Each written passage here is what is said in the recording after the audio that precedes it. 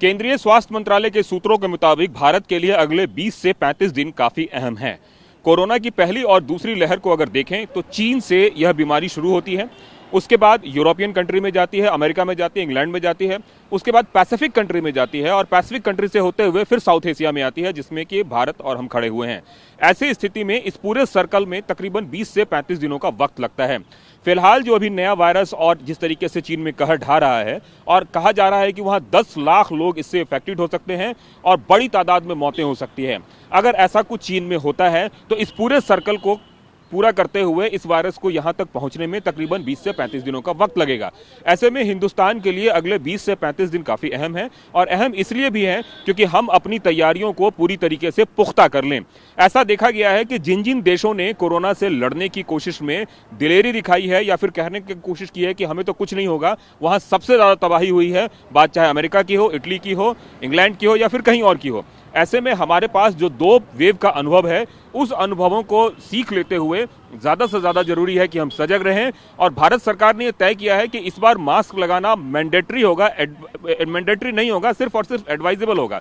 मतलब आपके पास सारी जानकारी है, आपको किस तरीके से कोरोना से लड़ना है, बस आपको उस प्रोटोकॉल को फॉलो करना है। तो अगले 20 से 35 दिन आपके लिए बहुत अहम है, क्योंकि चीन से जब वायरस चलता है तो उसको 20 से 35 दिन हिंदुस्तान पहुंचने में वक्त लगता है। केंद्रीय स्वास्थ्य मंत्रालय ने नेजल वैक्सीन को मंजूरी दे दी है।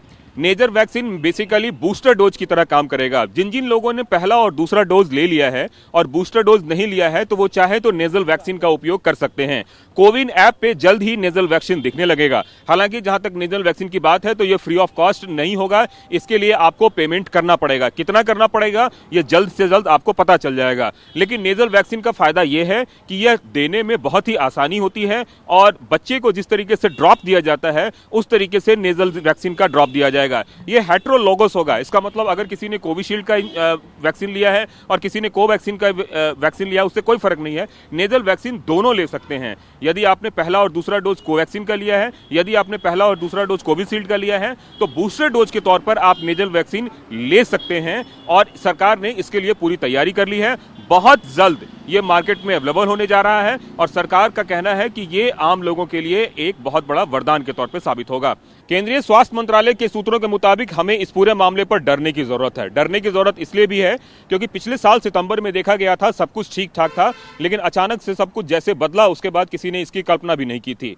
ऐसे में अभी फिलहाल जो चीन के तरफ से हांगकांग या फिर एक तरह से कह सकते हैं सिंगापुर से फ्लाइट्स आ रही है, वहां के यात्रियों पर विशेष तरह की नजर है। उन यात्रियों का फिलहाल आरटीपीसीआर मैंडेटरी नहीं किया गया है, लेकिन आने वाले दिनों में रैंडम सैंपलिंग में अगर केसेस ज्यादा मिलते हैं तो हांगकांग और सिंगापुर से जो भी फ्लाइट्स आ रही है उसके सभी यात्रियों का आरटीपीसीआर मैंडेटरी किया जाएगा। ऐसा इसलिए क्योंकि चीन से नए साल पे बड़े सारे यात्री बाहर घूमने के लिए निकलते हैं और अगर वो हिंदुस्तान आते हैं तो निश्चित तौर पे वहां से उस बीमारी को लेकर आएंगे जो आने वाले दिनों में तबाही मचा सकता है। शायद यही वजह है कि सरकार इस पूरे मामले को लेकर सजग है और आने वाले दिनों में आरटीपीसीआर मैंडेटरी हो सकता है हांगकांग या फिर एक तरह से कह सकते हैं कि जो चीन से लगे हुए सटे हुए सीमा से जो भी देश से लोग आ रहे हैं। फिलहाल एक अच्छी बात यह है कि सरकार इसको मैंडेटरी करने जा रही है और तब करेगी जब नंबर ऑफ केसेस ज्यादा होंगे। इस बार एयरपोर्ट पर यात्रियों को पहले से ज्यादा सुविधाएं दी जा रही है। मसलन पिछली बार क्या हुआ था कि जब कोरोना प्रोटोकॉल लागू हुआ था तो यात्री जो आते थे उनको आरटीपीसीआर टेस्ट कराना पड़ता था, 6 से 7 घंटे तक एयरपोर्ट पर इंतजार करना पड़ता था। लेकिन इस बार ऐसा नहीं है। आप जब बाहर से आएंगे तो आपका आरटीपीसीआर टेस्ट होगा और आपको उसी समय बाहर जाने को बोल दिया जाएगा। यदि आपका आरटीपीसीआर टेस्ट पॉजिटिव आता है तो आपको इन्फॉर्म किया जाएगा और बाद में उस आरटीपीसीआर टेस्ट की जीनोम सीक्वेंसिंग की जाएगी। सरकार इस बार फ्री ऑफ कॉस्ट कर रही है, तो एक तरीके से कह सकते हैं कि जो बाहर से यात्री आ रहे हैं उनके लिए कई तरह के प्रोटोकॉल फॉलो करने को बोला गया है। लेकिन जो सबसे अच्छी बात है कि आपको वेट नहीं करना पड़ेगा। पिछली बार क्या हुआ था कि जितने यात्री बाहर से आ रहे थे तकरीबन लंबे लंबे क्यू में 6 से 7 घंटे तक उनको इंतजार करना पड़ता था, क्योंकि आरटीपीसीआर की रिपोर्ट आने में कम से कम इतना वक्त तो लग ही जाता था। इस बार ऐसा कुछ नहीं होगा। जो भी यात्री आएंगे उनका आरटीपीसीआर टेस्ट अगर होता है तो होने के बाद तुरंत जैसे ही रिपोर्ट आए या ना आए टेस्ट करके आपको फ्री कर दिया जाएगा और अगर आपका टेस्ट रिपोर्ट पॉजिटिव आता है तो आपको फोन पर इत्तला दी जाएगी और उसके बाद जो भी प्रोटोकॉल बिहेवियर है उसको फॉलो करने को कहा जाएगा। मतलब एयरपोर्ट पर भीड़ कम करने और एयरपोर्ट पर यात्रियों की सुविधाएं बढ़ाने के लिए सरकार ने इस तरह का फैसला किया है। बेशक कोरोना के बहुत सारे मामले हिंदुस्तान में नहीं आए हों, लेकिन चीन के मामले हिंदुस्तान को डरा रहे हैं। शायद यही वजह है कि अस्पताल की क्या तैयारी है इसको लेकर केंद्रीय स्वास्थ्य मंत्री ने एक बड़ी बैठक बुलाई है और उन बैठक में देश के सभी स्वास्थ्य मंत्रियों को बुलाया है। साथ में आगामी मंगलवार को एक मॉक ड्रिल करने की घोषणा की है। इस मॉक ड्रिल में देश के सभी अस्पताल शामिल होंगे और खुद केंद्रीय स्वास्थ्य मंत्री डॉक्टर मनसुख मांडविया भी इस मॉक ड्रिल में शामिल होंगे।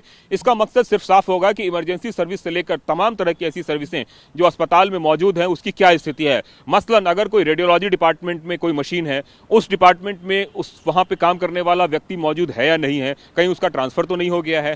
तो ऐसे में अगर इमरजेंसी सर्विस शुरू होगी मॉक ड्रिल में, तो जब पेशेंट इमरजेंसी से उस रेडियोलॉजी डिपार्टमेंट में जाएगा तो वहां पे उस व्यक्ति का होना जरूरी है।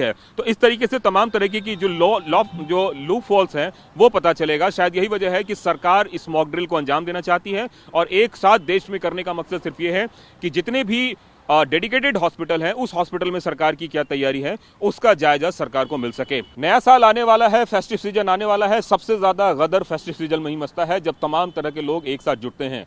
सरकार इसको लेकर एडवाइजरी जारी कर रही है और क्रिसमस और न्यू ईयर को लेकर यह एडवाइजरी जारी कर रही है कि किस तरीके से आपको ये सीजन मनाना है, किस तरह से नहीं मनाना है। और ऐसे में लोगों से अपील की जा रही है कि आप जो है इस फेस्टिव सीजन में प्रॉपर तरीके से कोविड प्रोटोकॉल बिहेवियर का पालन करें। अगर ऐसा नहीं करते हैं तो बड़ी संख्या में आप इसके शिकार हो सकते हैं और यही वजह है कि फेस्टिव सीजन से लेकर तमाम तरह के चीजों को लेकर सरकार एक एडवाइजरी जारी कर रही है।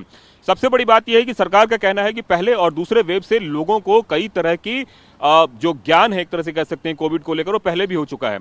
ऐसे में अगर पता है कि कोविड फिर से आ रहा है तो आप अपने ट्रिप और उस हिसाब की चीजों को पहले से एडवाइस कर लें, पहले से तय कर लें, क्योंकि ऐसा ना हो कि आप ट्रिप पे जाएं, आप मौज मस्ती करें और उसके बाद कोविड का शिकार हो जाएं। शायद यही वजह है कि सरकार इसको लेकर एडवाइजरी जारी कर रही है। टूरिज्म मिनिस्ट्री से लेकर हर मिनिस्ट्री को बोला गया है कि इस पूरे मामले में सजग रहने के लिए। सबसे ज्यादा जरूरी टीकाकरण को लेकर अभियान चलाने को लेकर है। केंद्र सरकार ने साफ किया है कि अभी अगर हम बूस्टर डोज की बात करें तो बहुत सारे ऐसे लोग हैं जिन्होंने बूस्टर डोज नहीं लिया है। 60 वर्ष से अधिक आयु के 60% लोगों को बूस्टर डोज की आवश्यकता है। इसके अलावा अगर हम टोटल बूस्टर डोज की बात करें तो 18 से 59 साल के लोगों की अगर बात करें तो 78% को बूस्टर डोज की आवश्यकता है। इसके अलावा 12 और उससे अधिक वर्ष के लोगों की अगर टीकाकरण की बात करें तो पहली खुराक 97% लोगों ने ले लिया है, दूसरी खुराक जो है 90% लोगों ने लिया है और एहतियातन खुराक महज सिर्फ 27% लोगों ने लिया है। तो इस तरीके से सरकार की कोशिश यह है कि आने वाले दिनों में बूस्टर डोज ज्यादा से ज्यादा संख्या में लें। राज्य सरकारों को इसके लिए ज्यादा काम करने के लिए कहा गया है। जो सूत्रों से जानकारी मिल रही है इसके हिसाब से कई सारे राज्य सरकारों ने कदम उठाने में शुरू कर दिए हैं। मसला उत्तर प्रदेश सरकार ने सभी पुलिस कर्मियों को बूस्टर डोज अनिवार्य कर दिया है लेना। इसके साथ ही दूसरी राज्य सरकारों ने भी काम करना शुरू किया है। इसमें एक अच्छी बात यह है कि नेजल वैक्सीन आ गया है और आने वाले दिनों में जल्दी ही अवेलेबल हो जाएगा। नेजल वैक्सीन को भी बूस्टर डोज के तौर पर लिया जा सकता है। हाल के दिनों में कई सारे ऐसे वीडियोज वायरल हुए हैं जिसमें यह देखा गया है कि चलते चलते किसी की मौत हो गई, डांस करते करते किसी की मौत हो गई, कोई काम कर रहा है किसी की मौत हो गई। इन सभी मामले को लेकर केंद्र सरकार ने संज्ञान में लेते हुए आईसीएमआर को इस बात की हिदायत दी है कि वो इस पूरे मामले की जांच करे।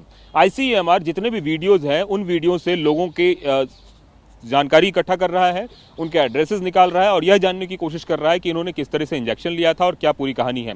फिलहाल केंद्र सरकार का कहना है कि उनका वैक्सीन सुरक्षित है और इस तरीके से जो लोग भ्रम फैला रहे हैं कि वैक्सीन की वजह से इस तरह की डेथ हो रही है, ये गलत है। ऐसे में आईसीएमआर के रिपोर्ट का आप लोग इंतजार कीजिए और किसी भी भ्रम से बचिए।